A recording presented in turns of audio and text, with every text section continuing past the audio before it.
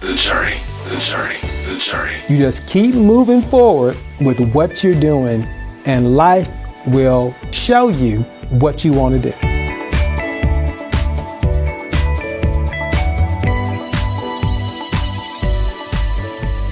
Welcome back to another episode of The Journey, and I'm your host, Larry Robinson.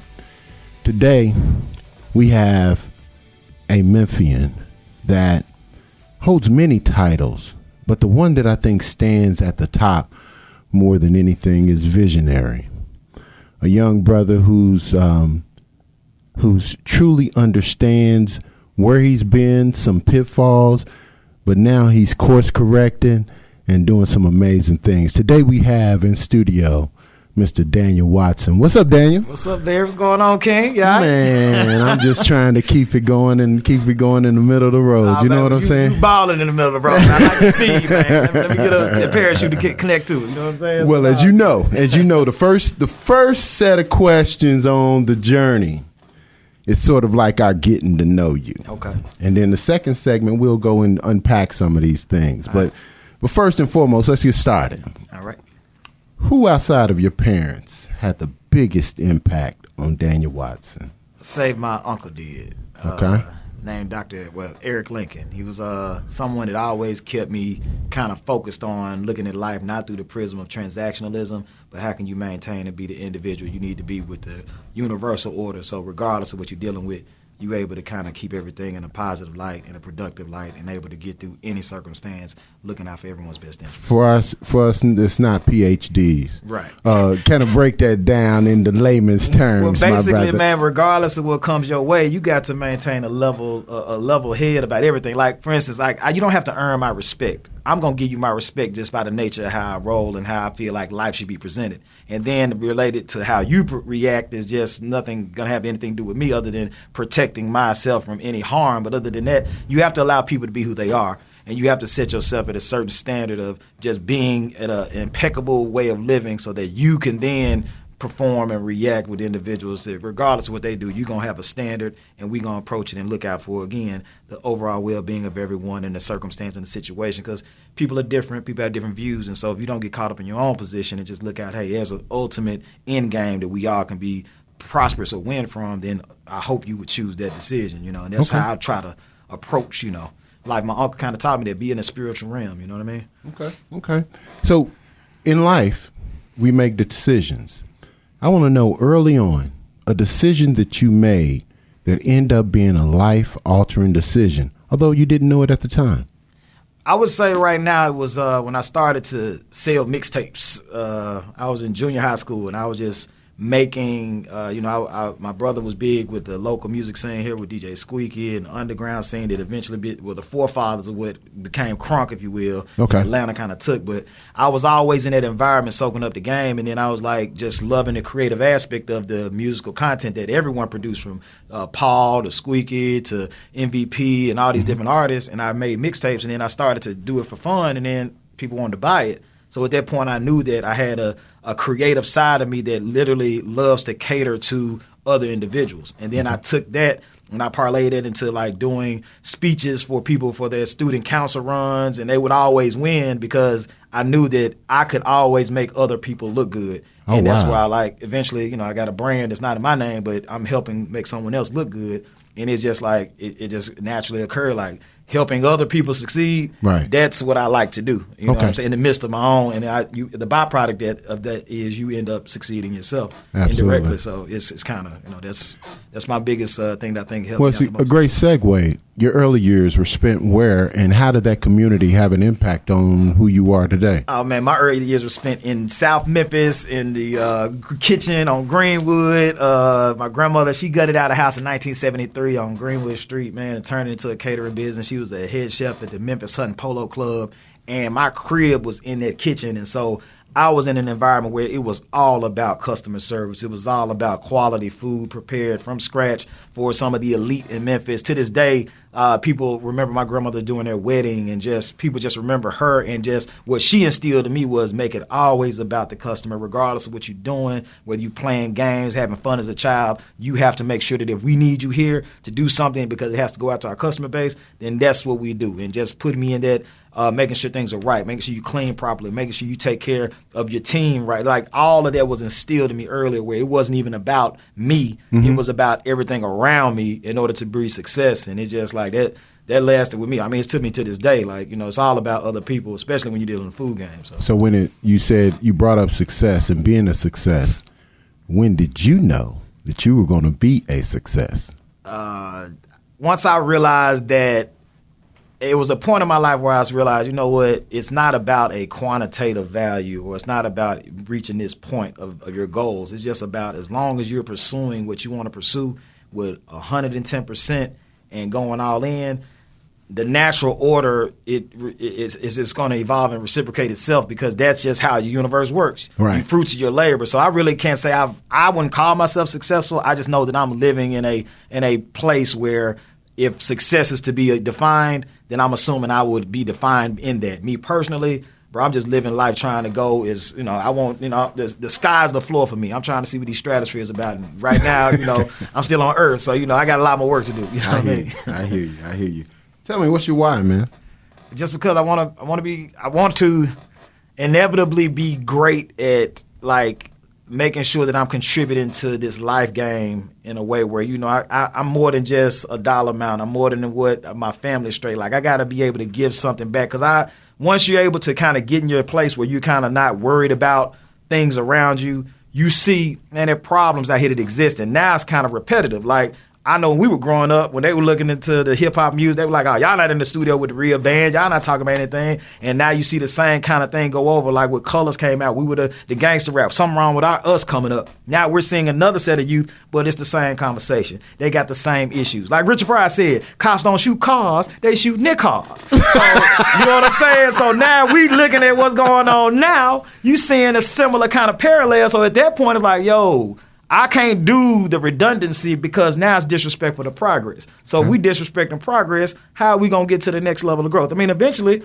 Paul Revere could have tweeted the shit out if you be real with it. What's the difference between what was going on when he announced the British were coming in and now, other than humans' ability to believe or not believe? So if you see a problem and you see it's redundant, then we have to put ourselves in a position as people that are quote unquote successful or don't have to worry about the things that people are literally dealing with that survival in their world. Right. And you got to apply yourself in a way where you then create a better ecosystem so that your business can thrive, or your environment. I got kids now. I got to make sure that their environment that they're in allows them to be better than me out of respect for progress. You mentioned kids. Tell me, how different are you from the dreams of your childhood? Man, as a child, I wanted to be all kind, NBA aspirations, man, loving to just like play and act. And I still get to be creative because social media, I get to get that creative energy out. But it's like, I wanted to be doing something that was so dynamic, but it was all about the visual in the broader sense. Like, look at that, look at this, look at what I'm doing. And now it's more like, okay, I want to be dynamic and bold, but I'm not concerned about if I'm out there or not. I have to put myself out there now because of the nature of how you can take advantage of the social media world and free advertising. Right. So you position yourself to where you're telling your story, and that social media world, you have to be credible and you have to be authentic. So you end up putting yourself out there in ways where you might be seeming like you're out there, but ultimately, man, it's all about just being able to achieve your goals and accomplish the job and do the best at it, regardless of where you may be. And so now it's more or less about doing the best and being the best at what I do, and then allowing for everyone else to judge it, or allowing for the fruits of the labor to exist on its own merits, not necessarily me kind of, here I am, hey, I'm here, I'm there, look at me. It's not about that. And I've always been accused of that because I got an outgoing personality, and that's just because of the nature of my DNA. My dad was born on April Fool's Day. My mama was born on Groundhog Day, and I was born on Thanksgiving. So a groundhog married a fool and had a turkey. So I'm naturally just out there. But when it comes to when you have that personality and energy, sometimes people look out, you're a show off, you're this, but it's not necessarily about that. That's my personality. But more or less, I'm just about, hey, let's be great and let's soar and let's do it. If I'm in the front or the back, it doesn't matter. Let's get there.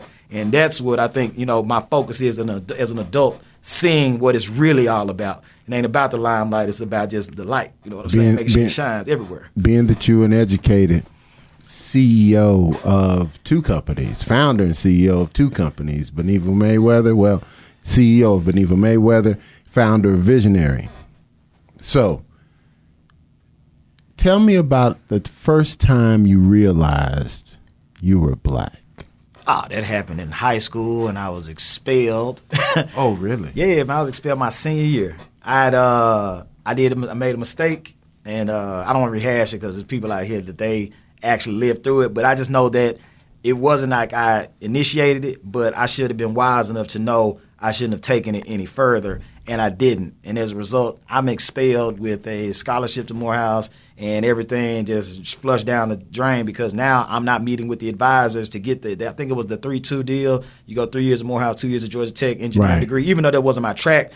Understanding how the college game works, that's free money essentially. So you take advantage of it, change your major later on, but all of that was lost. So tell me how you knew you were black. Because I got expelled. Then I went to Messick, and that's where they evaluate you. This is how the board works. They send you to this evaluation board, and they looked at me and they looked at what I did. They didn't regard my grades or anything, and I'm an A student. I'm like top of the class, or top percentile of the class, and because I went to school with people that got perfect grades and all of that, and they just didn't hear it. Like it literally took. If I didn't have my grandmother, who if she wasn't who she was, and if people didn't know me in high places, right, and they took it to the head of pupil services, I would have probably graduated in an alternative school. Wow. And I'm going to school with people that I know that done all kind of stuff and didn't have the same situation. And it was just like, yo, this is what it is. Like you're not going to get the same, I guess, benefit of the doubt that other people might. Complexion for the protection. It's real and it's true, but I've always been raised like regardless, you got to work twice as hard to get half as far. And, I don't really look at, the racial component as anything that's going to hinder me because anyone that kind of subscribes to that, it's a system. Yeah, it's a system, but then there's a universal order. Right. So you either going to deal with the system and let it react and evolve how it does, which is normally incremental, or you can come a universal order and just try to maneuver in a way where nothing is going to impede you regardless. Even impediments are something that help make you stronger and better and put you in a better position to even get further along in your journey. So, but that definitely let me know because I had worked my ass off to get to, where I was, man. I wasn't playing. I was playing basketball, right. Top student, honor student, right. Everything gone. Right. Like, damn, for real? Like, no kind of track record history here. It's like you're immediately. So listen. Hold on now. I know you're going to tell it all, but listen, we gonna come back. We're going to come back. This is The Journey on the KUDZUKIAN Network. I'm your host, Larry Robinson. We're speaking with entrepreneur, visionary, CEO, Daniel Watson, Beneva Mayweather Foods. We'll be right back. Don't go anywhere because we got more to this story. Stay right there. The Journey. Keeping it real, right, and funky. Amy Coney Barrett has shown that she has hostility towards civil rights. And you put her on the court along with the other conservatives on the court, and I guarantee you that every civil rights pillar that we have fought for over the years will be eviscerated. Funky Politics on the KUDZUKIAN Network. KUDZUKIAN! Welcome back to The Journey. And today, I hope you're realizing what a unique and impressive individual we have. One that has seen a lot, still relatively young, but we're going to unpack some of these stories and kind of dig a little deeper and find out more about who is Daniel Watson. So Daniel, give us an idea about your early childhood, family life, family structure, mother, father. Tell us about it a little bit. I remember younger. And where were you raised and born, by the way? Memphis, Tennessee. Right. Raised in Memphis, Tennessee. I remember seeing my dad get on planes when I was younger, but they pretty much were divorced, I guess, at the age where I started to really remember history. He would always write me letters, but he lived in Petersburg, Virginia. And I would go up there and visit him every summer. It was kind of it was all right, but it wasn't I realized when I was older, I ended up becoming rebellious against all that, which he told me at one point I was going to cuss him out, which I ended up doing a lot. But I was later on. My mom, she was raising me then. My aunt ended up taking me in around second grade. And I lived with my aunt and my grandmother. They were the main ones kind of raising me throughout, period. They took over the reins. And but this is my mom's biological sister.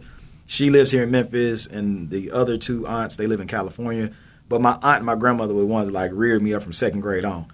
And it was emotionally scarring because I'm like, damn, man, I didn't I didn't realize it because I was always, you watch some ABC specials, you see the little orphan kid, like, all right, now I'm kind of in that space, and I'm glad my cousins, who I call my brothers and sisters, they were on me because they were like, yo, you still from Memphis, we're going to check your head, like, your mama is, son, but it made me stronger, but emotionally, I like, damn.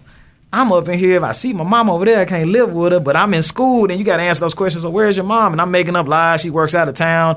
And I did all of that but it was emotionally draining. But fortunately, because God didn't make mistakes, I made school that was my go-to. Like, I can be all this drama, or I can be, I can fall off the wagon, or I can just embrace school, and I'm assuming everybody else say do it, it'll be okay. And my dad, he was in college at 16, so I guess genetically I got something in me where, absorbing information works out. And it was just like I went through school and just life, like having to deal with knowing my mom's not around like that. It was very bothersome because I attached to her because we was just her and me. And my dad was out in, Virginia, I guess because whatever happened with them. And then now I'm basically dealing with that. Now she's gone or not with me. And now it's like, all right, now with my aunt, my cousin, it's just weird dynamic. My aunt's calling me her son. Right. Things I'm just hearing. I'm like, damn, okay, this is really, because I'm assuming they didn't want to explain the story. And I'm absorbing all this, not really understanding until I got older what it really meant. Right. And so I just embraced school. I embraced basketball, I embraced sports, and it worked out. And it was just like, yo, I'm just going to be here. But I was still in the kitchen, working and applying myself. I did all extracurricular activities, like to get like when I was at home, I was real quiet and wasn't really outgoing. When I was at school, I was the exact opposite because that was my comfort zone because I didn't have to deal with Where were some of the fondest memories? Tell me about a fond memory of your childhood. Oh, man, when I went to Nashville, my aunt, who was, she had a marketing job with the Tennessee Titans, and we did the summer camp. Man, I had the boo-boo so bad, bro. I had it was a porta potty, and this stuck with me. This let me know what business is truly about. So, you're doing marketing events for these NFL teams, and she had me put the sign up for the camp on the fence along the street where the field was. Right. I put it up in haste because I had to take a shit, a bad one. And I told her, and she made me go back and straighten it up because that's what you do when you have any kind of relationships, let alone an NFL relationship with Kroger, these national sponsors, and the sign's crooked. You don't do that. Right. And I wobbled my ass over there because I'm literally, dude, I remember because when I got back, I went to a porta potty and I was so ready to get up out of there because I've never took a shit in the porta potty. And it was a rocket. Shit came out so fast, like, boom, one log, and I was done. And I came out and they were laughing at me, but it stuck with me to this day because ever since then, dude, I do not, when I'm in business, I make sure that I'm giving you my best effort, no excuses. And that literally stuck with me, and I appreciated that. And it was for, this is her job with the Titans, and, her radio did the spot. But it was a summer camp, and I'm like, witnessing, like, you got to be your A game. Like, your A game, you got A game going on. Like, that's what it means to be on your A game. And you got to do that, bro. It's about, because you get the rewards in that. It's not tangible. It sticks with you, Tell me about your teen years. Tell me about, those times, where you spend that time, family, or tell me about the team. This was the thing, because we still had the catering business, and I'm constantly growing in it. I would be, I'm in grocery stores getting all these high-end ingredients. I'm dropping off food at some of these illustrious homes, and it's just a lot. Then I'm playing sports, so you don't have a lot of time if you're a teenager. You got honors classes and sports. Like, by the time you're free, it's basically time to eat and go home and go to sleep. So I was like, with an honors load, you're just doing a lot of work and studying, and I'm playing ball, and that was cool. But then I was like a star up until my freshman year. Then the natural order of talent came. How did you make that transition from, say, high school to college? What was that thing that said, okay, I'm going to make this transition to Morehouse? It was just this is what was expected. It's like, you talk it in your house, like going to college, okay, and then I the fact that I didn't have a scholarship was the biggest deal with me. Like, how the hell I'm up here killing it in high school, can't get a scholarship, but then I got expelled. And so once I did the whole transition to Morehouse, it was like, all right, it's cool. But was there a moment that stood out in that transition that made it real for you? Nah, man, it was just shit. It's college, bro. At this point, because I was already in a mind frame where it's like I'm supposed to go have the time of my life. I always had a problem with it. Like, how the hell is college the time of my life? I just had kids and I got a whole family. It's like, it's that whole I always question, like, why is this supposed to be the time of my life? Wait a minute. You had kids when you went to college? No, I'm saying that I've since had kids, but Okay. I've always questioned. So you mean to tell me these 4 years of my life are going to be the best years of my life and everything out there is downhill? I just had a problem with it going in. Got it. So when I was there, I'm like, all right, we cool, and I get it. Yeah, I came from White Station. Now I'm in this HBCU. I get to have a black college experience, but I get to have a degree as if it means, it has a level of stature like a Duke or UCLA, place that I applied. Right. And, possibly could have gotten it. I'm assuming I could have. I don't know. But that, like, those opportunities were like, okay, now I'm in college. So, all right, let's do this college thing. All right, college. Adulthood. When did you know that you had arrived at adulthood? When I got back to Memphis and I was told, like, nobody gives a shit about your degree. You at ground zero. You got book smarts, no experience. You need to go ahead and put some work in. And I'm coming back. I got job offers from some good companies, entry level. But I came back to Memphis so I could, because my grandmother passed my freshman year. Okay. So I'm like, damn, my aunt trying to take over and be her. And it caused all kind of health issues and everything. It's like, yo, when I'm understanding what works, like it was right before the recession. I think when I was in school when the recession, it did with Enron, and I think it hit around that time I was in school. Right. So I'm getting out like, yo, we're in a recession-proof kind of business. It's food. People have to eat. Right. So I'm going to go back home because she got sick, my grandmother passed, and let me see if I can take what I've learned and put it to where we're in the next level of growth. Mm-hmm. And when I got back, it was like, yo, you don't know shit. You need to crawl before you walk. And I'm like, damn, I did everything y'all told me to do. And I excelled, and now I can't come give you some of this insight so we can take it to the next level. But that's just to show you how, you have to understand dynamics of individuals. Even though you think you're right, your messaging and the way you talk might not come across as such. Great segue. What did Memphis, upon your return to Memphis, what did Memphis give you, Daniel Watson? It gave me everything from the standpoint of knowing, yo, we are a city that is like, everybody extracts our greatness. I'm not going to say take. They just understand what we possess and they take it. Okay. Like, for example, let's take the music game. Okay. Like, everything associated with where you see current, crunk, and all of that started here. Right. And on Saratoga with Squeaky in that back room with them 808s and making them beats, dropping it at Fritos, and with Spudge Brothers and Stereo One putting out them mixtapes, Paul and them were doing. Okay. Like, that literally started here. Or we can take the essence of the food game and how the South and how we just making these great meals and how the cotton industry was big here. Like, the number one cotton distributors are still here to this day. And that relationship of how businesses evolved and how, you see, like, I would go down Poplar some days and I see these black women, they walking in from these homes. I'm like, dang, these are the home takers.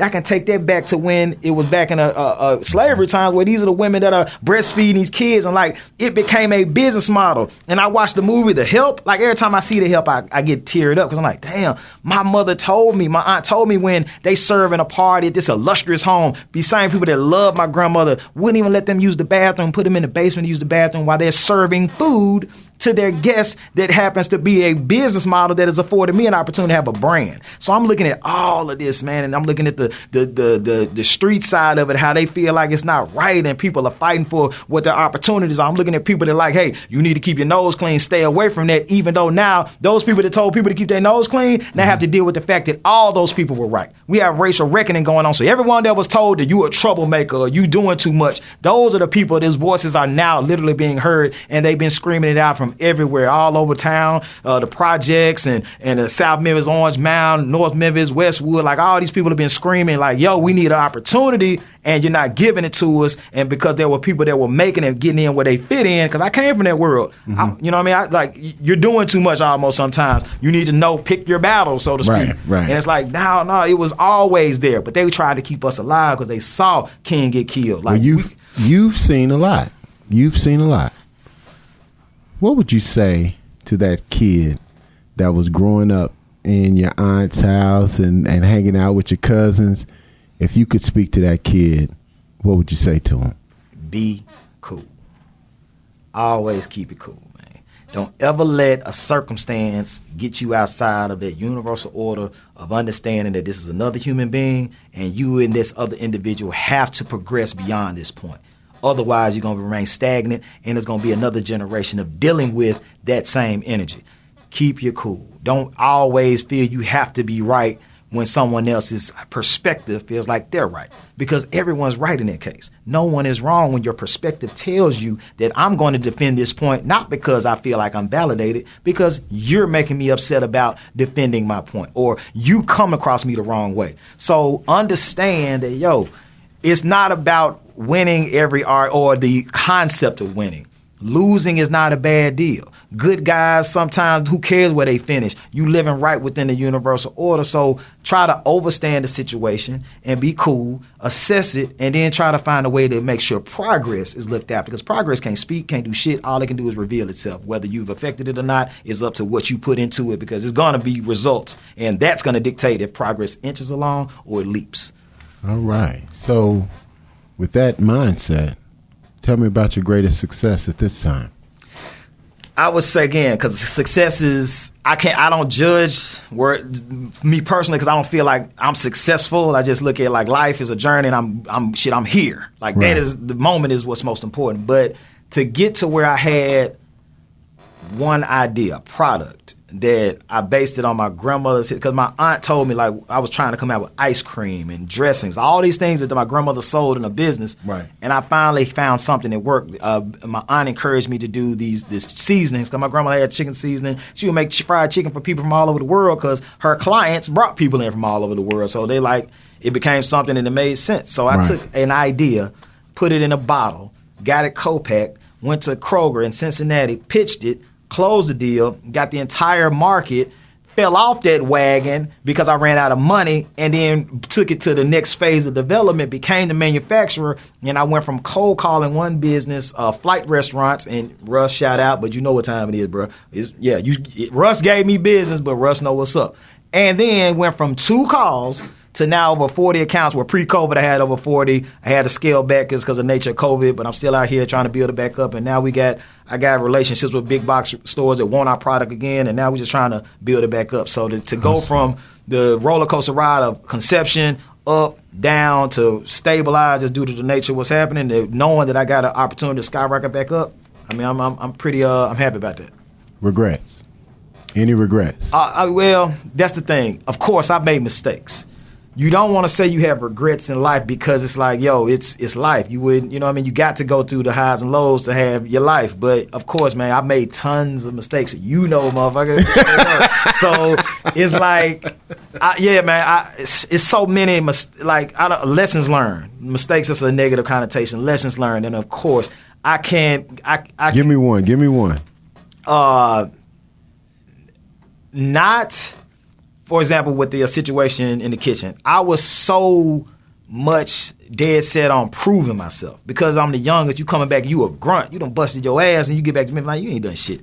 And I'm up here trying to prove myself, and I ended up getting caught up with trying to prove something as opposed to trying to earn something.